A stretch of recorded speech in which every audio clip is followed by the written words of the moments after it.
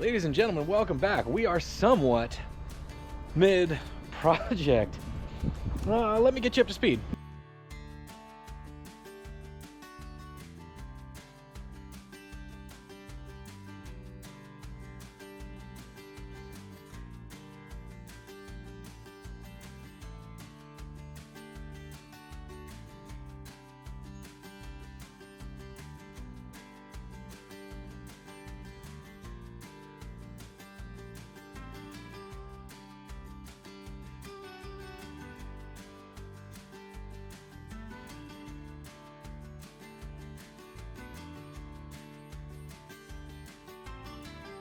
So we just kind of hopped on the mini skid steer and a lot of earth got moved. This has been pretty uneventful, but very productive. This thing is killing it. Uneventful, that is, until now. There is a clay sewer pipe. They're in to who knows what. I'm not really sure if it's just a drain pipe or a gray water pipe or whatever. That pipe runs under this slab, so I'm a little confused. Sure, we'll get to the end of it at some point. I'm assuming it just dumps right over that way, which is not a great plan, but I wonder how far in it goes. We're gonna find that out too. Just gonna keep going, letting this guy do its thing, but we've taken off many dirts. I'm very happy to not be doing this with a shovel, I can tell you that much right now.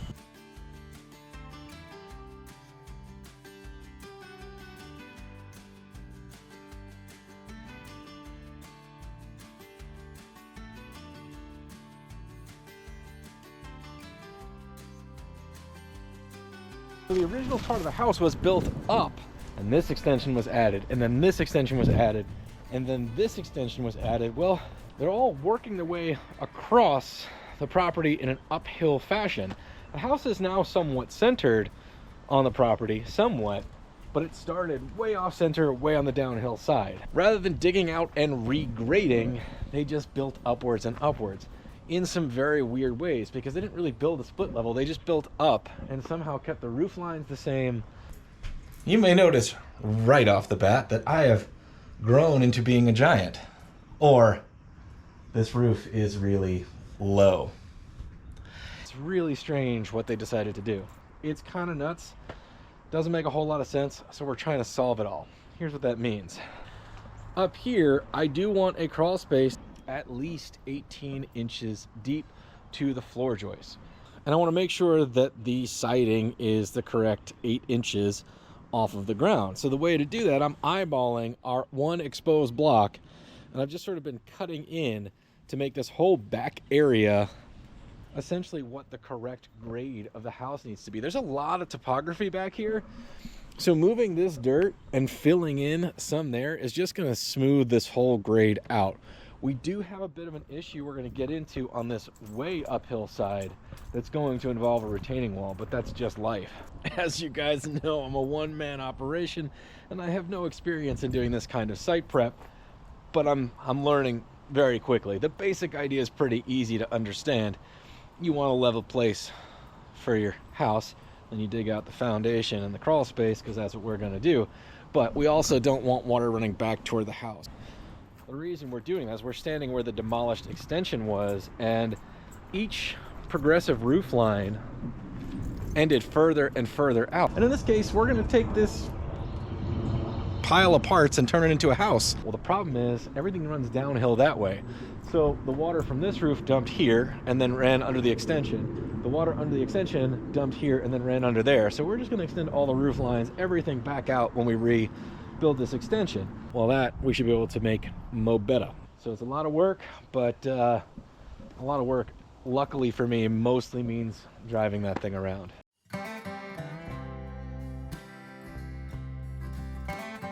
I don't really know what I'm doing because I've never done it before, but we're getting after it. We're finding even more curiosities, anomalies, normalities, abnormalities, we'll call them. And, one of them, you can kind of see this line right here in the dirt. There's some clay pipe, maybe some iron pipe. It's all headed this general direction, which makes me think that this square in the concrete might have been a septic tank at some point. That's not crazy to imagine. However, there is county sewer and water that runs the other direction out to the street at this point. What's weird about it is it seems to be headed this way, which is into a section of the house that does have a washer and dryer in it, but no other plumbing. And the original part of the house this didn't exist. This is the last part. It's headed basically in to where it's a slab on grade, which is the final section. It's a very small addition to the house.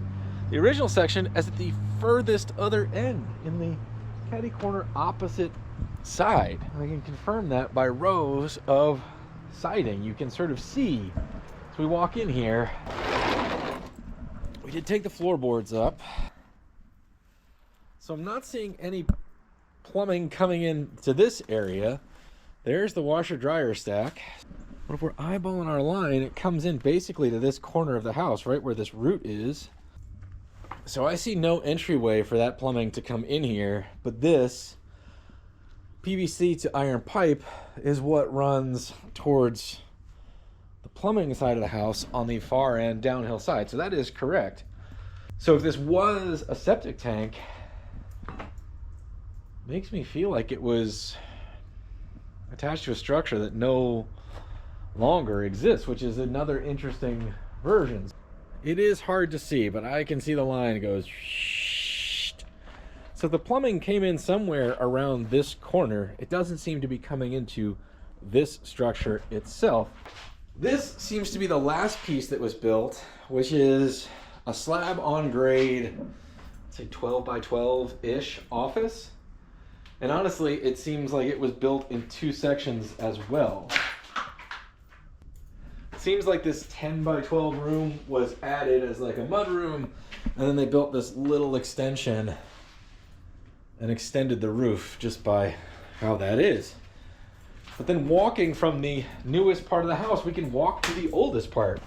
The office mudroom was added last. Then this room, which is such strange construction because they built this higher foundation, used this heart pine beam and floor structure, but the walls are not 8 feet. They went with like 7-foot walls. In this extension, as we leave it, exterior wall. Then we go into the living room.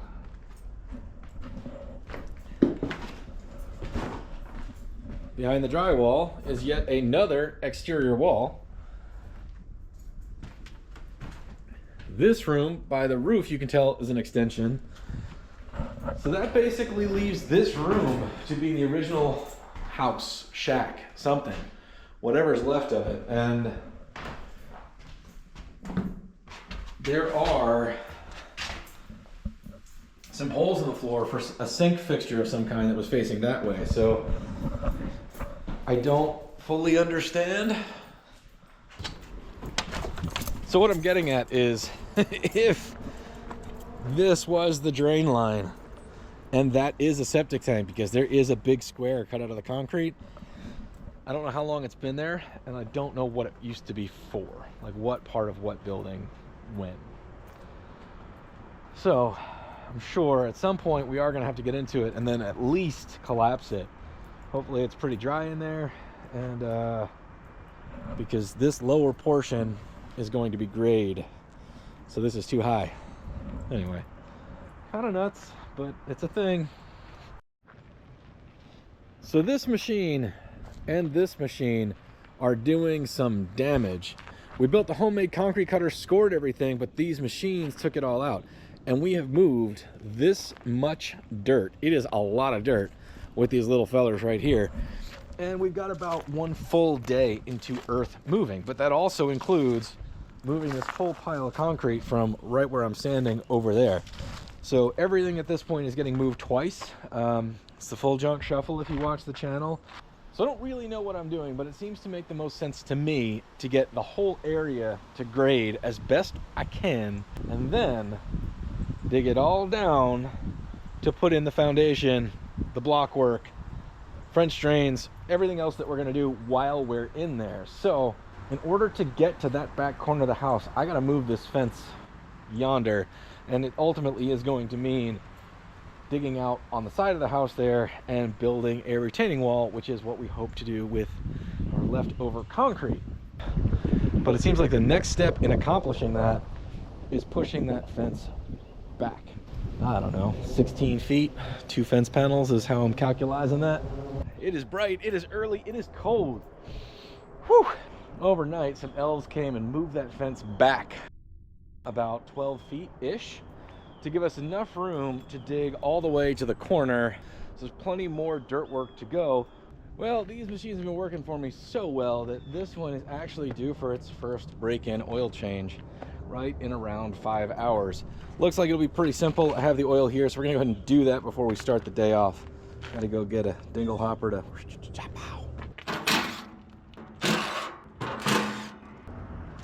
super accessible, but it's not terrible. This is the drain plug we got to get to right yonder, and then we can refill through here. Shouldn't be too bad. Take a look, see what we got going on.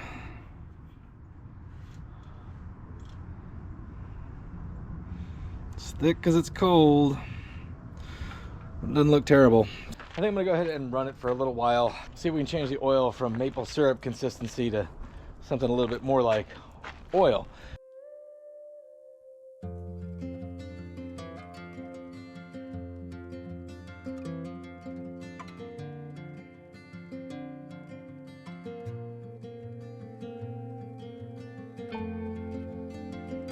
Now that thing's all warmed up, we're gonna let it cool down a little bit and then we'll change the oil. In the meantime, gotta go throw some teeth on this mini skid steer bucket blade thing, because I think that's actually gonna help us dig a lot more better as we get deeper. We're getting into the clay and stuff.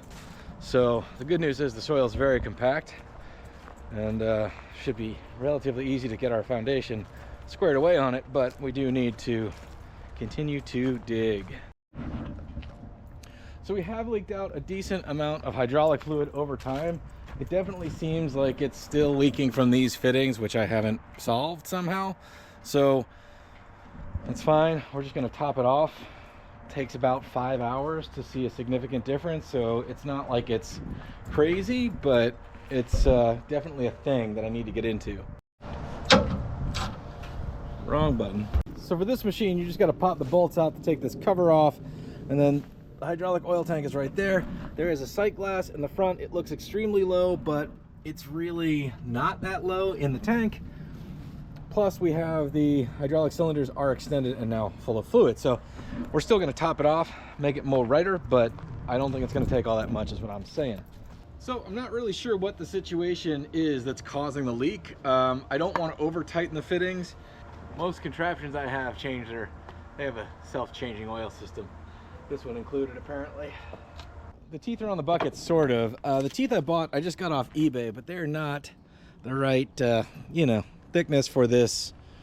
When I'm not feeling lazy, I stuff a bunch of washers in there and then tighten it down. But at this point, I feel like my day is getting eaten alive by projects that need to happen before projects can happen. It's just life. I know you guys out there know it too, but you know, need a hydraulic oil in that thing. It's pretty critical. We need an oil change on the mini excavator. Pretty critical. So they gotta happen. Just by this point in the morning, I thought I'd be moving a lot more dirt, but I'm not. I'm just moving around and fixing equipment. It's required, it's important, but as a one-man operation, you know, you can only do one thing at a time. So, maintenance. Here we go. So the engine is still warm, but I can touch it and it's not setting me afire. So that's good news. It's gonna make a mess, but that's life. Most of it's going in the bucket, so that's good. Just gonna let that do until it's done. Definitely feel like warming it up first was a good idea. We're gonna refill it with standard O'Reilly's 30 weight. Get back about our business. Now maybe we can actually get to work. Oh no, wait, we still gotta put this cover back on. Dope. All right, we'll bring you along. We're firing it up in case it explodes.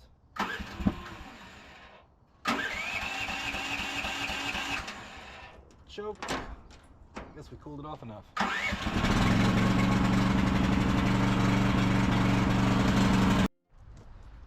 All right, oil changed, teeth added. Let's see what Dr. Teeth can do with this mess. We loosened it all up with the excavator.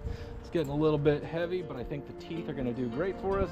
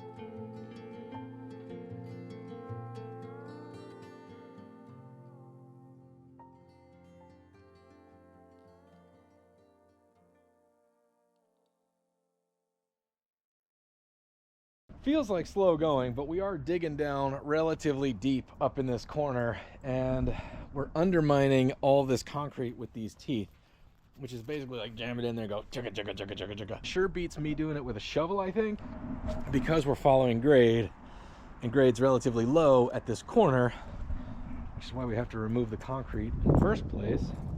A lot of things they could have done when they built this house that would have made it not so folly downy, but if it hadn't been so folly downy, I never would have been able to afford this property. So, you know, it's price to pay.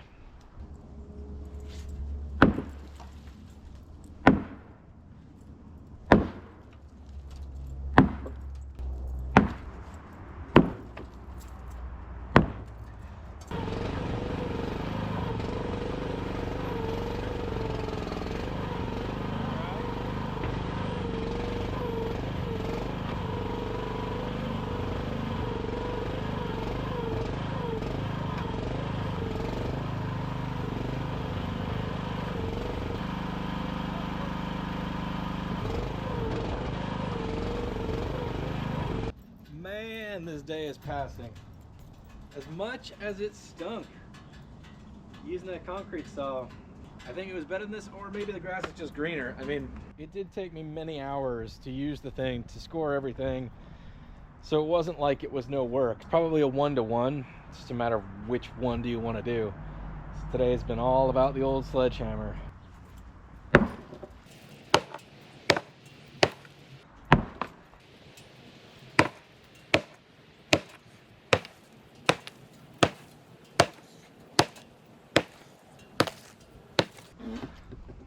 Don't do it with your mouth open either. Oh, I'm running out of sunlight. It's been at least an hour since my last check-in, and I've been hustling. But I finally got this chunk of slab loose. That chunk of slab is loose, so we have some what looks like pretty thin little sidewalk chunks to get rid of. This is still putting up a fight, so I'm gonna let it be till tomorrow because I have not injured myself yet, and I'd like to keep it that way, but I am tired, and you know how that goes. It's for everybody out there. So it is interesting to see here, though, that this tree root has already taken out this section of the foundation. It's a lot. I mean, that's a lot of concrete wreckage, and I'm standing roughly in a 2-foot hole. So that's basically at grade. So this is essentially the height. This is about the height of the wall we're gonna need, which is totally doable. It'll match up with the railroad ties in the front, and we'll just carry it straight across. So I'm not too worried about the retaining wall and its structure, but we still have deeper to go for the footings and for the crawl space. So we're moving a lot of dirt. The good news about that is it's gonna make the backyard a lot more level, at least coming out from the house, which will be nice. Nothing's going to waste around here. We're hauling nothing off. Everything is getting repurposed. I'm bushed. Till tomorrow. Signing off.